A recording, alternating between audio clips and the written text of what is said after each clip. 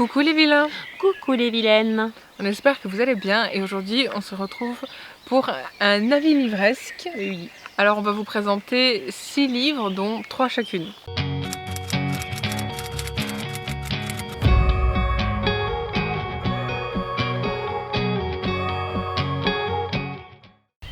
Pour commencer, moi je vous présente donc Tamara McKinley, La dernière valse de Mathilda, aux éditions Archipoche. Donc Jenny, après son choc émotionnel, va se retrouver sur des terres qu'elle ne connaît pas. C'est un cadeau de son mari pour son anniversaire de mariage. Quand on dit des terres, c'est des hectares. Elle va se retrouver seule parmi des hommes qui travailleront pour elle. En fait, elle va être complètement dépaysée. Mais finalement, ça va être une aubaine pour elle puisque ça va pouvoir lui permettre de faire son deuil. Je vous en dis pas plus parce que sinon c'est pas drôle. Après c'est vraiment une belle saga parce qu'on a 2 temporalités. On va suivre aussi Mathilda puisque Jenny va atterrir donc sur ces terres-là en Australie. Elle va être amenée à trouver des journaux intimes d'une personne, donc Mathilda, qui habitait cette maison dont elle a hérité. Et ça va être génialissime parce qu'en fait on va pouvoir suivre Mathilda de petite à grande. Et on va voir son cheminement d'un bout à l'autre, ses péripéties, ses obstacles, ses frustrations, ses déboires aussi, puisqu'elle va vivre on peut dire des atrocités féminines, mais je vous en dis pas plus. Donc la vie est rude quand même dans ce bush-là. Il fait froid, il fait chaud en même temps, ça dépend des périodes. Et la vie est très très difficile et on le ressent par rapport aux journaux intimes. Mais on ressent aussi tout ce qui est sentiment à Mathilda. On nous explique bien ce qu'elle ressent au jour le jour, année par année. Et en fait c'est une femme forte. Moi j'ai trouvé qu'elle était forte, on croirait que même rien ne peut être insurmontable par rapport à ça. Ouais, c'est une femme forte, elle sait ce qu'elle veut, ce qu'elle ne veut plus.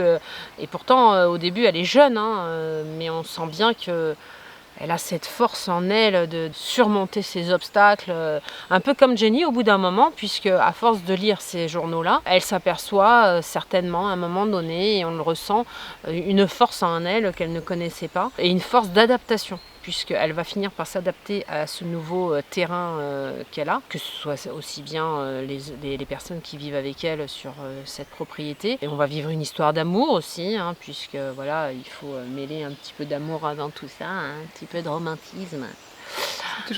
Ouais, c'est toujours cool. Non mais d'ailleurs il y a un bémol parce que à la fin, voilà, on fait que Jenny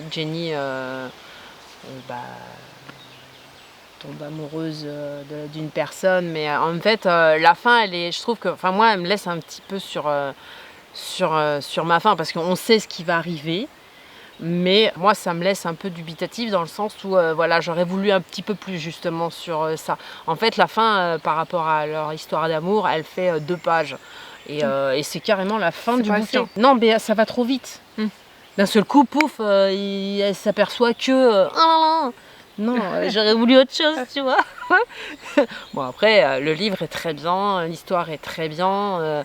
Je pourrais vous en dire plus, mais je pense que je vais vous spoiler parce que Mathilda a une place très importante pour Jenny, on ne le sait pas tout de suite. Enfin, on le sent à un moment donné. Moi, je l'ai compris, mais voilà, si je vous le dis après, vous n'avez plus envie de le lire, donc c'est pas amusant. Mais Mathilda est très importante pour Jenny, non seulement du fait qu'elle lise les journaux, mais ce que contient ces journaux fera qu'une vérité va éclater après, et cette vérité-là est très importante pour elle. Voilà, donc c'est un livre que j'ai beaucoup aimé, sauf ce petit bémol là de leur amourette à la fin. J'ai trouvé ça un petit peu trop rapide, mais ça ce n'est que mon avis. Voilà, je ne vous dis que ce que je ressens. Mais sinon j'ai passé un super moment avec les paysages australiens, c'est waouh. Tamara elle le gère très bien, d'abord elle est de là-bas déjà de 1, et puis voilà, on n'a qu'une envie, c'est d'y être quoi. Voilà, c'est magique. Voilà, j'ai plus de coéquipière.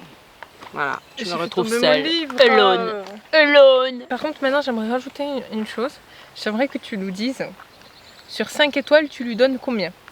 Sur 5 étoiles, ah bah écoute, sans le petit bémol qui m'a un petit peu chagriné pour la fin, j'y mettrais 5 parce que c'est quand même super bien écrit. Tamara, elle écrit quand même bien. La saga est intéressante. Bon, on s'attend hein, avec Tamara McKinlay à ce qu'il y ait une histoire d'amour à l'intérieur, mais elle est jolie, elle est tendre, elle est affectueuse, et Jenny et Mathilda sont attachantes. On s'attache très vite à Mathilda, en tout cas pour ma part. Jenny aussi, mais c'est autre chose. C'est pour ce qu'elle va accomplir pour après qui va être intéressant. Mais pour Mathilda, c'est vraiment... on n'a qu'une envie, c'est vraiment de savoir. Et en plus, elle n'a pas fait comme certains auteurs, tu vois, un coup Mathilda, un coup Jenny. Non, elle a inclus un moment. Alors au début, c'était un peu comme ça. Et au bout d'un moment, elle a inclus dans son récit les deux en même temps. Ce qui fait que on était titillés à chaque moment. On n'était pas là à dire, tiens, oh, non, je veux lire que Mathilda. Non, non, c'est vraiment... inclus, donc on était vraiment dedans. Enfin, moi j'étais vraiment dedans, je me suis bien sentie. J'ai passé un très très bon moment. Ensuite, moi je vais vous présenter le tome 1 de La Faucheuse aux éditions Pocket Jeunesse de Neil Shusterman. Donc ce livre-là, il était dans notre pile à lire du mois de la fantaisie, donc de ce mois-ci, du mois de mai. Alors, qu'est-ce que tu en as pensé? Qu'est-ce que j'en ai pensé? C'est un livre génial, déjà on peut le souligner. J'avais vu que des bons avis là-dessus et au final, moi aussi je vais en donner qu'un bon parce qu'il n'y a pas vraiment de négatif. En fait, il n'y en a pas, j'en ai pas. Personnellement, j'en ai pas. Donc, tout t'a plu, l'histoire, la plume? Oui, tout m'a plu. L'environnement? Tout est bien écrit, tout est bien dit, tout est bien expliqué. On suit les aventures de Rowan et Citra qui ne se connaissent pas du tout. Au début, après, oui. Hein, on va pas se mentir, voilà. Donc à un moment donné, ils se rencontrent, ils se connaissent. J'ai adoré leur rivalité autant que leur amour qui se crée au fur et à mesure. J'ai adoré par contre alors comment je peux dire, j'ai adoré le monde des faucheurs. Donc on nous plonge directement dans le monde des faucheurs, on nous explique ce que c'est, pourquoi ils sont là, qu'est-ce qu'ils font, le fait que l'âge de la mortalité, donc notre ère à nous est terminée et que tout ce qui est mort accidentelle, suicide, tout ça, enfin toutes les morts qui se produisent chez nous, ça n'existe plus. D'une certaine façon, oui, parce qu'au final, les faucheurs, en fait, ils sont là pour te tuer. Et tu n'es pas... genre, ils peuvent te tuer du jour au lendemain, tu le sauras pas, en fait. Et t'as pas de signe avant-coureur. Voilà, c'est ça. Et genre, ils viennent, ils te tuent, et puis c'est tout. Bon, après, c'est comme la mort. Alors que peut-être tu étais dans le pourcentage des gens qui seraient probablement ceux qui mourraient d'un accident de voiture, par exemple. Mais ça veut pas dire que ce serait toi qui serais mort d'un accident de voiture. Mais tu as été désigné comme étant celui oui, c'est du tirage. Voilà, c'est du tirage, c'est eux qui tirent, c'est le faucheur qui va te tuer qui tire ta carte, en gros. Et c'est ça qu'on aime en fait. Enfin, personnellement, c'est ça que j'aime parce que je suis très morbide, je pense. Non, c'est intriguant surtout. C'est intriguant, c'est bien, il est captivant, époustouflant, il est beau à lire, il est très bien, il est très léger en plus. On suit parfaitement toutes les aventures et tous les événements qui se passent. Ça rajoute toujours quelque chose à l'histoire et on est tout le temps dans ce truc du rebondissement. Puis tout à l'heure, tu me disais que tu aimais bien les petites parties faites. Oui, à l'intérieur, à chaque fin de chapitre et au début de l'histoire, en fait, on a l'extrait d'un journal d'un faucheur et ça peut être différent, mais c'est surtout celui de Dame Curie qui revient et c'est surtout celui qu'on aime beaucoup. Enfin, personnellement, c'est celui que j'aime bien parce que elle explique plein de choses et elle dit beaucoup de vérité. D'ailleurs, j'en ai tiré pas mal de citations en fait de ce livre. De ces extraits-là, ils apparaîtront sur le blog, on peut le dire, parce que voilà, je les ai, je sais pas si je les ai mis, parce qu'il faut que j'aille les chercher dans le livre, parce que j'ai les pages, tu sais. Genre il faut vraiment que j'aille les mettre si je les ai pas mis. Et j'aime beaucoup ce qu'elle raconte, parce qu'en fait, ces journaux-là sont très personnels, et ils racontent un peu tout ce qu'ils font et tout ce qu'ils pensent. En étant donc le pas bien, le bien comme le pas bien. C'est ça, il dévoile pas mal d'informations et ne serait-ce que par exemple, tu vois, à un moment donné, il y a celui de Maître Godard, donc un faucheur, je ne vais pas dire quelle importance il a dans l'histoire. Et en fait, on connaît du coup son point de vue par rapport à ce qui s'est passé à un événement. Voilà, et ça c'est très important parce qu'au final, ça rajoute un plus dans l'histoire de base. Voilà, c'est ça.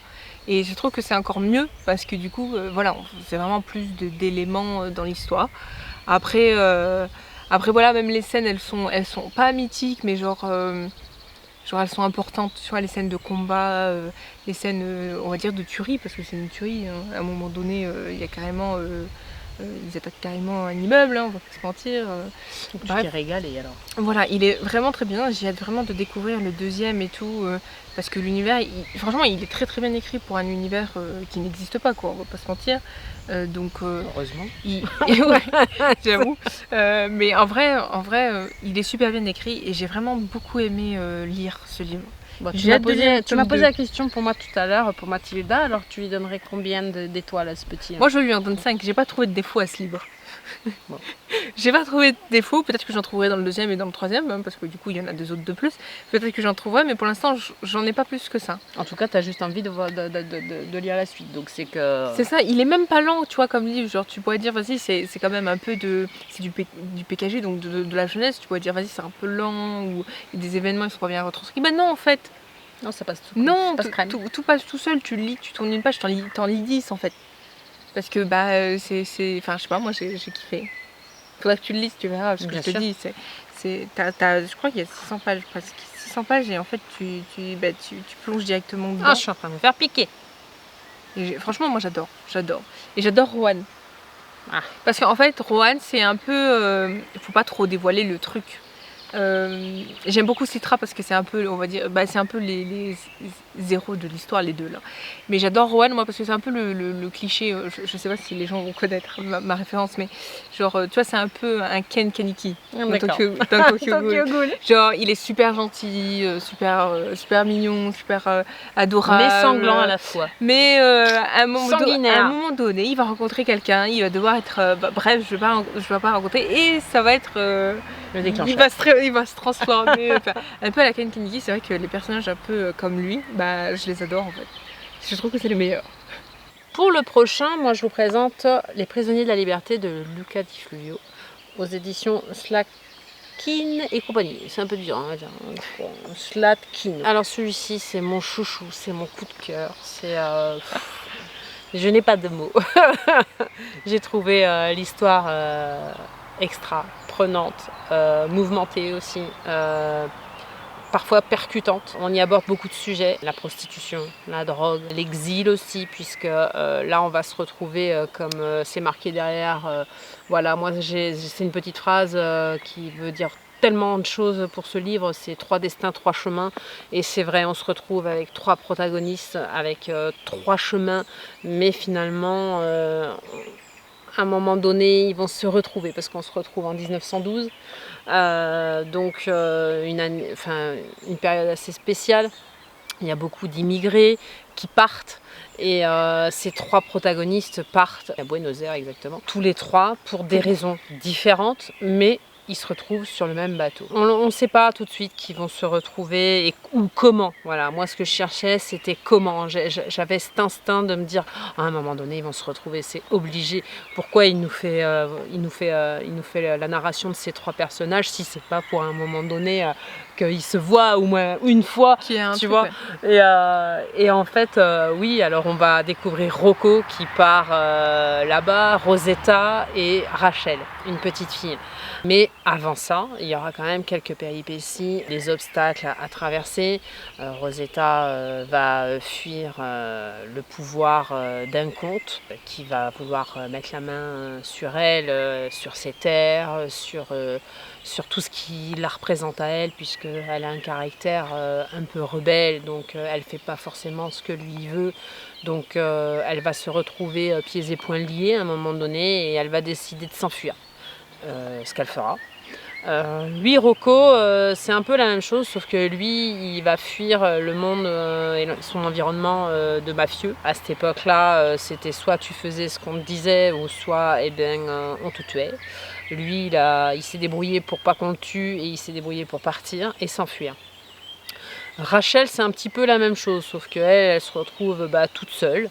avec une opportunité pour partir. Donc son père, juste avant qu'elle parte, décède, donc elle n'a plus personne, elle n'a plus d'accroche, elle n'a plus de liens familiaux, donc sa seule issue c'est de partir loin de la barbarie qui existe dans son pays. Et finalement ils vont se retrouver tous les trois sur le bateau à Buenos Aires, et là commence l'histoire.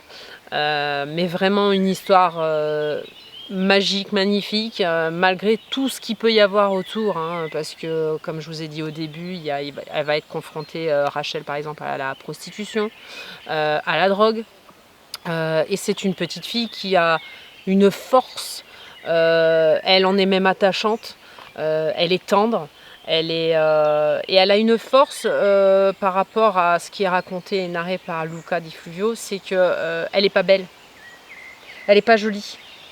Donc en fait, comme elle navigue, on va dire, dans ce monde de prostitution, comme elle n'est pas jolie, personne ne veut d'elle. Donc ça va être sa force à elle pour s'en sortir en fait.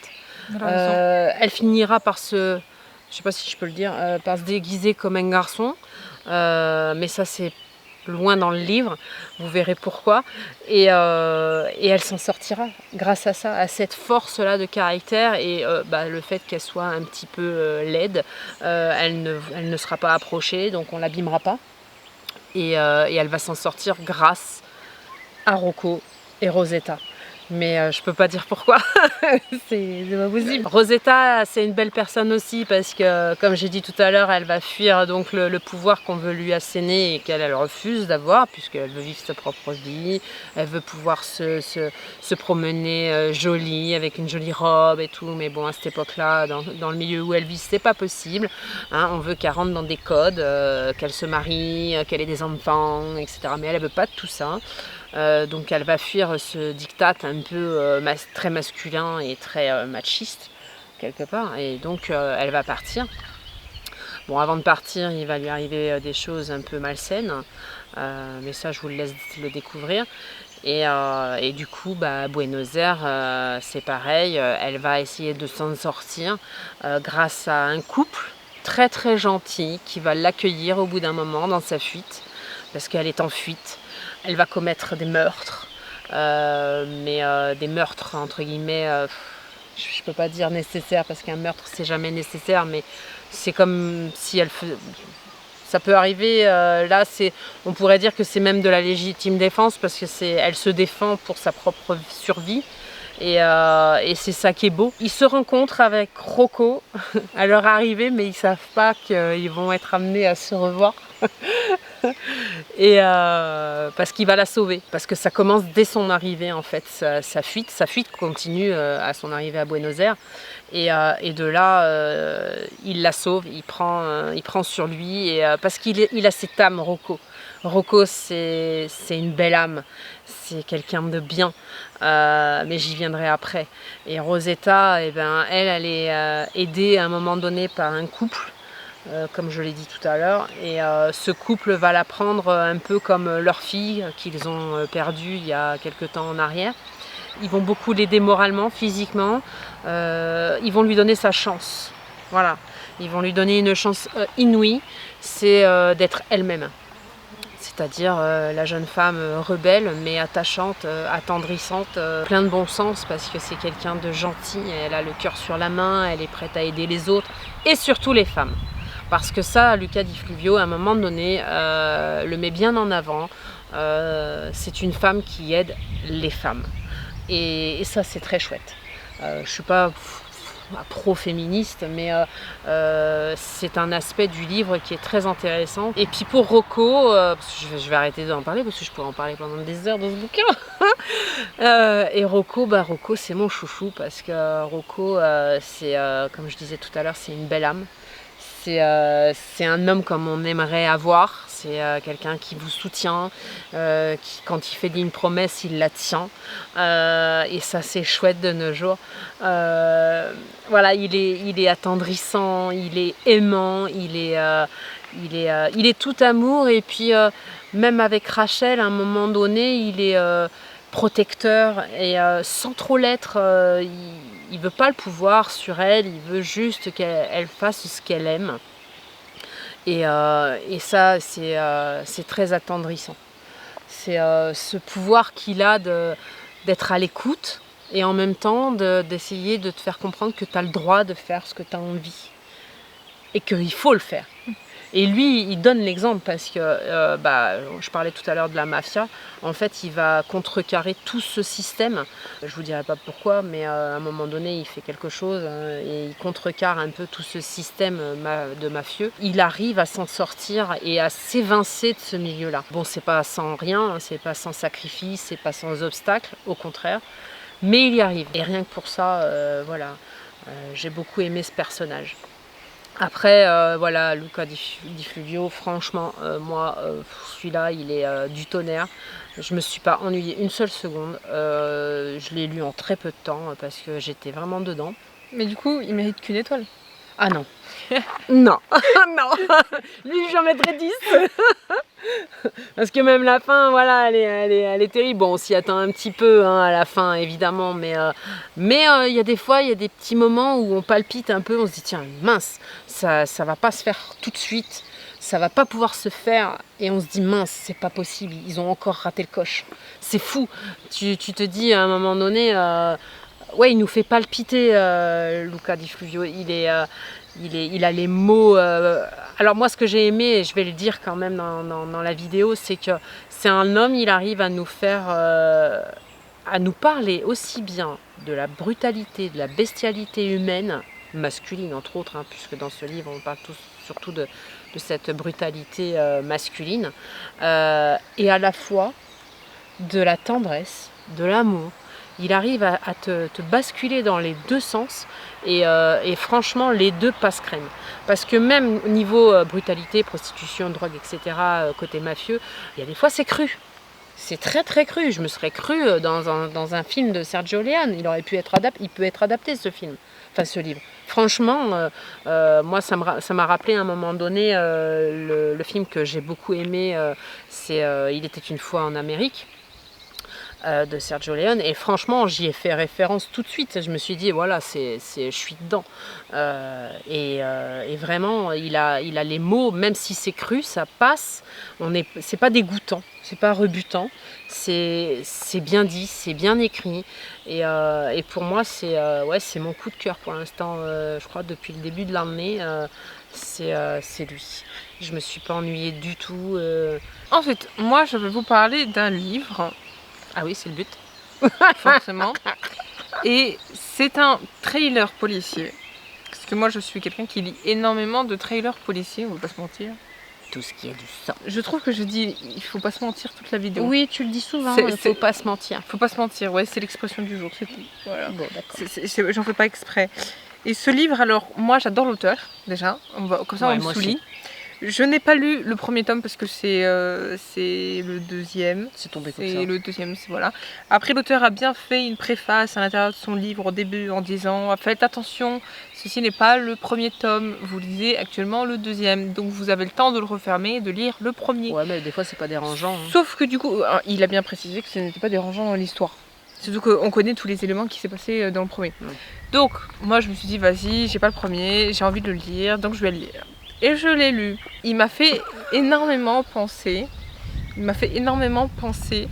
un livre. Bon, attends, je vais l'expliquer après. Je vais d'abord vous dire ce que c'est le livre parce que je ne vous l'ai toujours pas dit quand même. C'est Le chasseur de regards de Sébastien Fitzek aux éditions Livre de poche.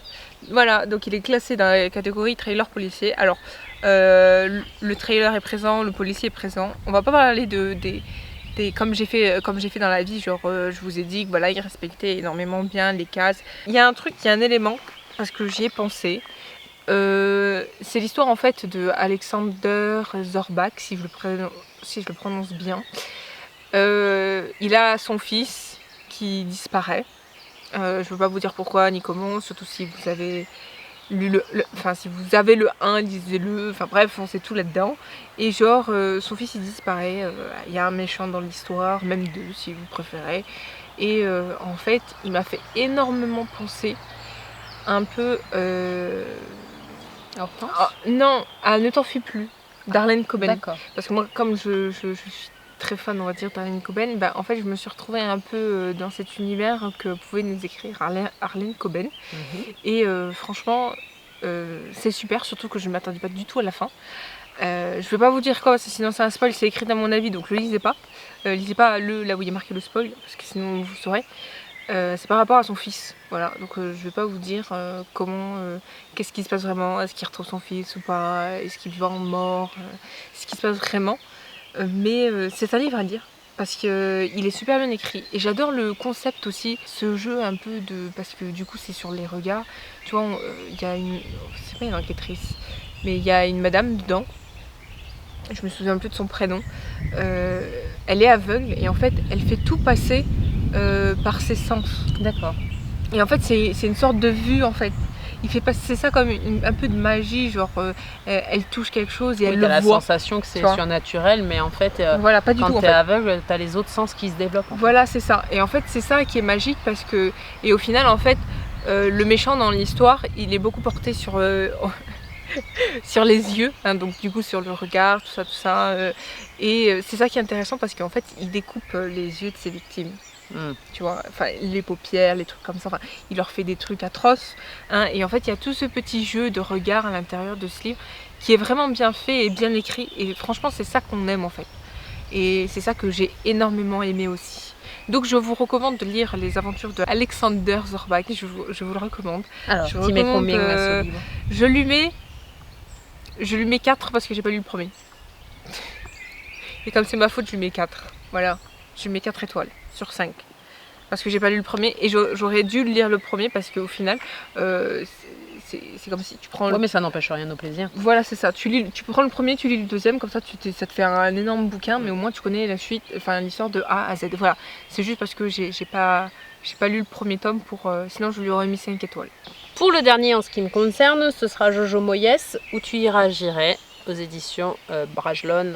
Alors celui-ci, je l'ai beaucoup aimé aussi. On se retrouve donc au tout début du livre, en 1960, avec Henri, qui est dans la grande école du cadre noir, donc où on instaure l'art équestre dans toute sa splendeur, et en fait c'est l'élite.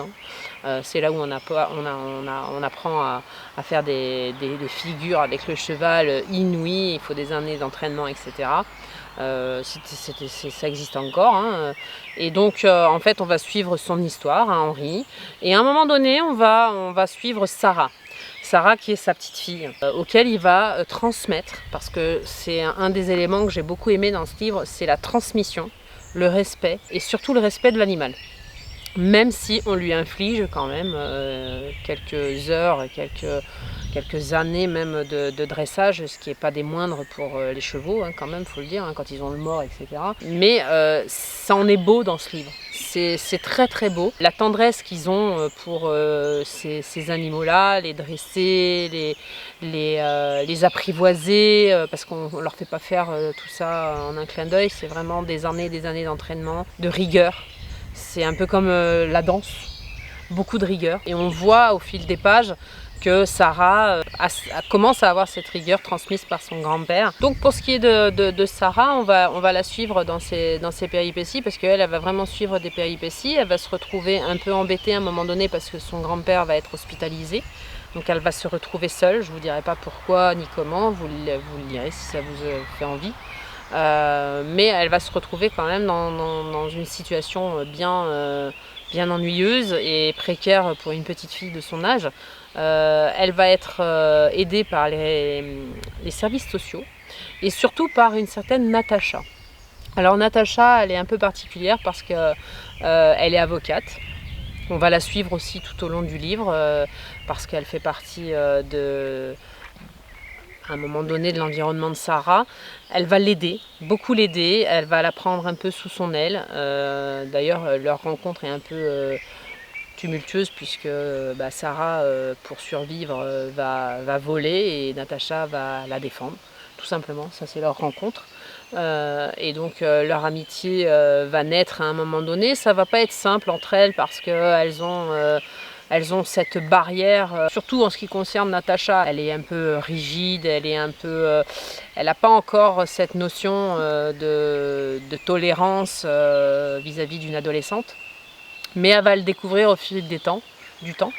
Et ça va faire naître en elles deux, à un moment donné, il va y avoir un aspect de leur vie à toutes les deux qui va déclencher ce pseudo-amour qui va pouvoir exister entre elles deux.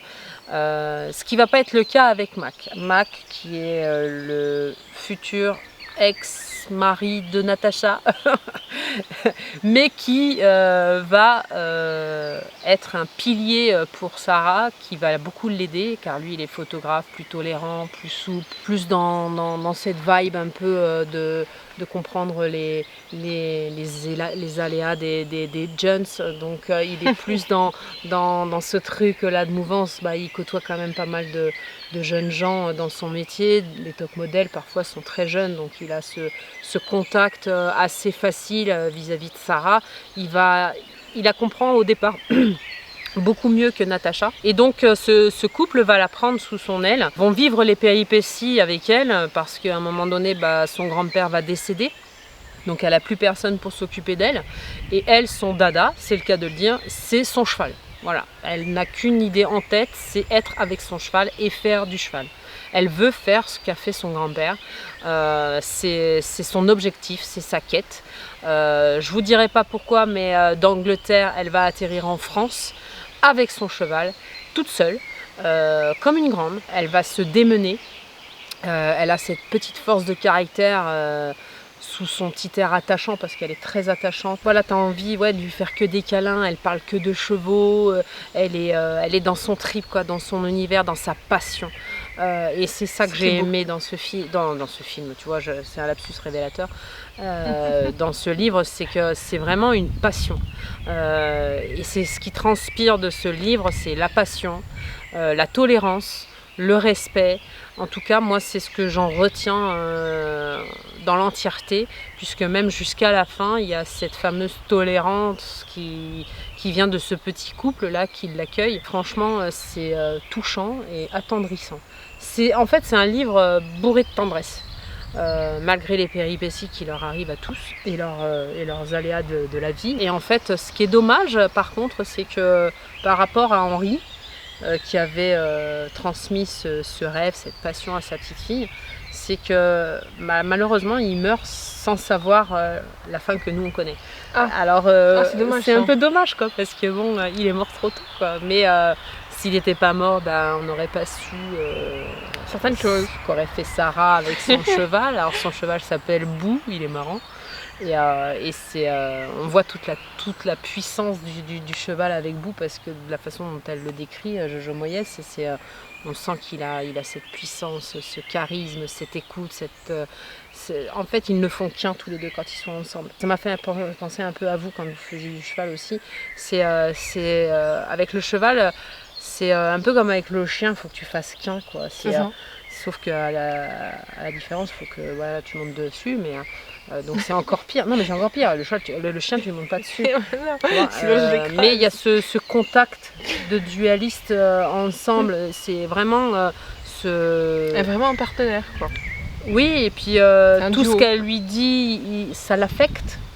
Tout ce qu'elle ressent l'affecte, et on le sent là-dedans. On sent toute cette affection, que ce soit avec son cheval, ou même, parce qu'il ne faut pas oublier qu'elle est adolescente, donc elle a ses petits états d'âme, elle a son petit caractère, elle a, si tu lui dis quelque chose, elle va te faire tout le contraire, parce que c'est l'âge qui veut ça, c'est un peu l'âge bête.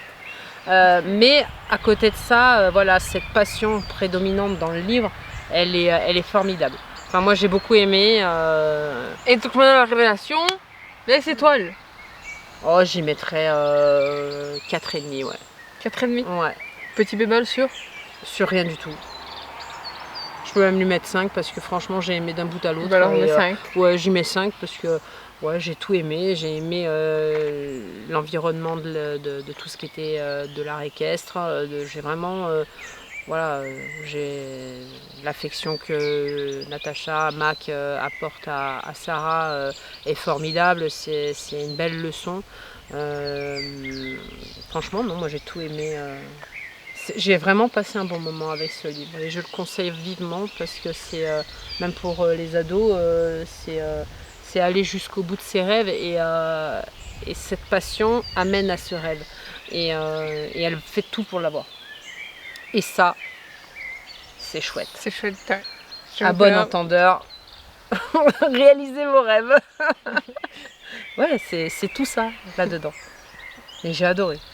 Ensuite, moi, je vais vous présenter, je vais vous parler plutôt de L'or de Alexandra Bracken aux éditions de Saxius. Alors, il fait partie de notre liste aussi de la pile à lire, oui, celui-ci. Exactement. Alors celui-là, il est très dur à parler pour moi. Pourquoi ? Parce que je l'ai adoré. Voilà, tout simplement. Je crois qu'on adore tous les livres qu'on lit en fait. Enfin bref, non. Mais ce que je veux dire, c'est que...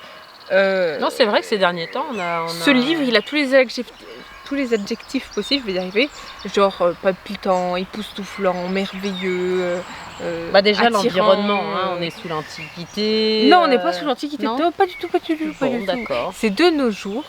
Et en fait, c'est inspiré de l'Antiquité. Ah, donc ça doit être super. L'autrice, elle le dit qu'elle s'est inspirée de tout ce qui est antique, tout ça, parce qu'on retrouve tous les dieux grecs, genre Athéna, il y a Hermès, Zeus, Poséidon. Voilà, c'est vrai que cet univers, on l'aime plutôt pas mal. Et franchement, il y a une bonne retranscription là-dedans de tout ce qu'il y a antique. Et Laure, c'est le personnage principal.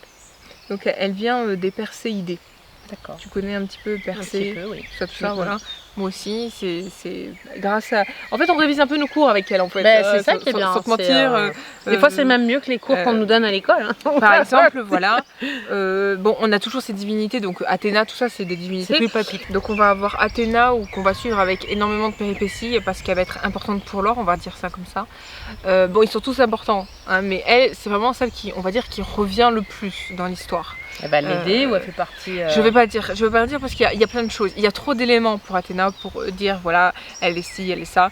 Il y en a ils sont méchants, il y en a ils sont gentils, il y en a qui sont trop méchants. Après c'est la déesse de la guerre, donc voilà. On doit bien savoir ce qu'elle va essayer de faire ou pas.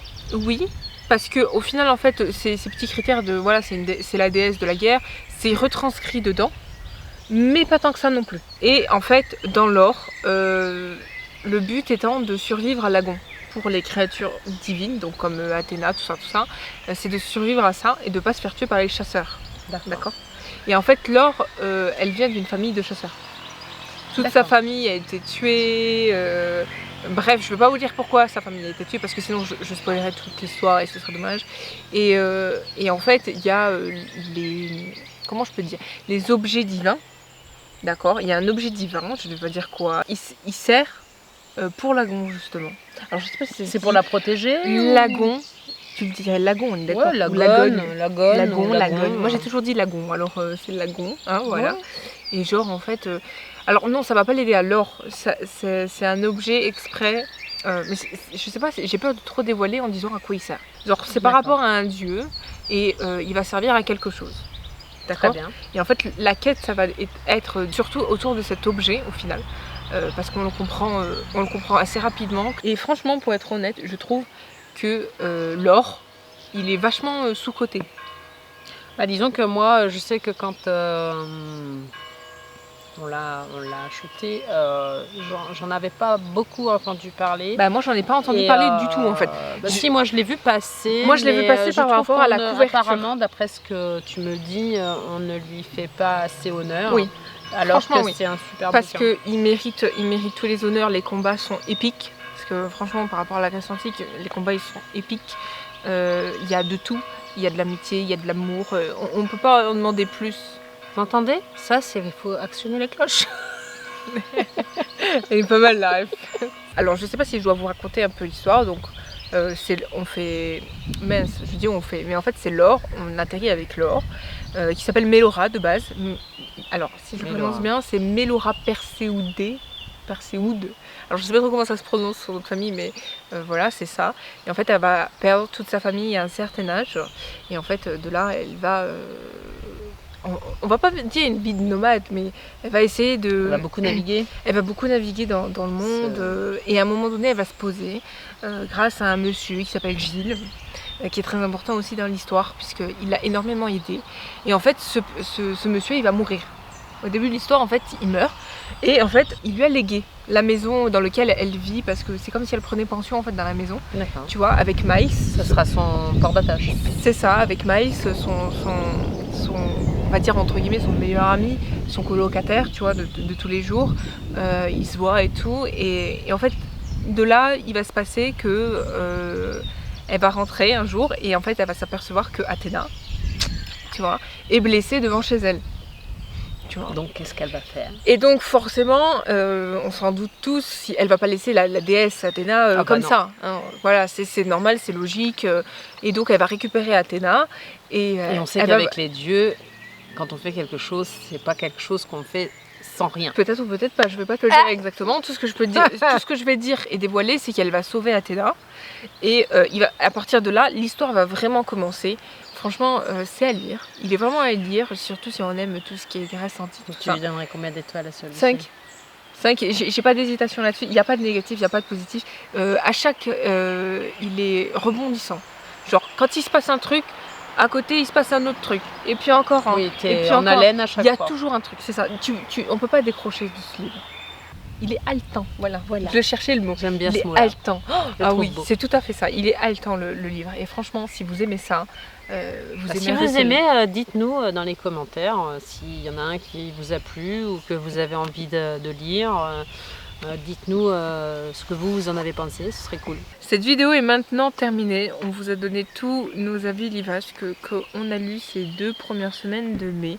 On espère que cette vidéo vous aura plu et on se dit à très vite pour une nouvelle aventure. Voilà. Livresque. Voilà. Et surtout, n'oubliez pas, likez, partagez, commentez et surtout abonnez-vous et activez la cloche que vous avez entendu tout à l'heure.